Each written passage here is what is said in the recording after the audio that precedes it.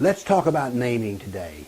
Naming is one of the most important things you can do in politics and even in science. So let's talk about the naming of the word Mohammedan. This is a word which is old and used to be used a great deal, and I'm encouraging you to start bringing out the word Mohammedan again as opposed to Muslim, and Mohammedism as opposed to Islam. Now, why is this important? Well, it's important because it's accurate.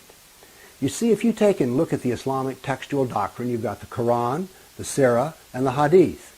And if you take and add up all the words devoted to Muhammad, that's about 86% of the textual doctrine. And if you count all the ones by Allah, it's about 14%. So to put another way, Islam is about this much Allah and this much Muhammad. And the term Mohammedan tells this truth. It's important because it directs our attention in studying Islam away from Allah, a God, who can figure him out, to Muhammad.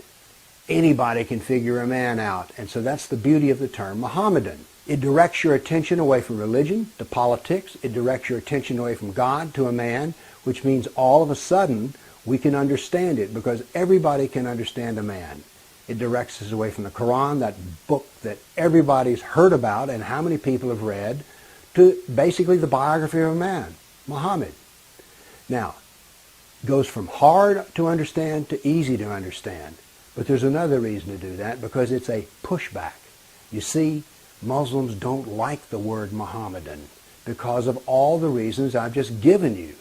So therefore, that's the good reason to use the word, because it irritates Muslims. By the way, it's factual, so don't worry about that. Now, here's what Muslims say. Oh, wait a minute, we do not worship Muhammad. Who says you did? I'm a Tennessean, but I don't worship Tennessee. And by the way, Buddhists don't worship Buddha.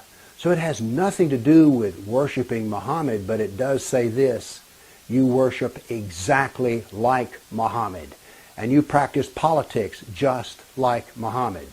And that's important. So, here's the deal. It's not politically correct, and that's a good enough reason to do it, but the real reason to do it is it causes people's head to stretch and think a little. Because when you use that term and someone says, what do you mean by that? You tell them, I want you to understand the importance of Muhammad in what you call Islam. Let's talk about Muhammad. That's a good thing to do. And the term Mohammedism causes you to do that. Thank you.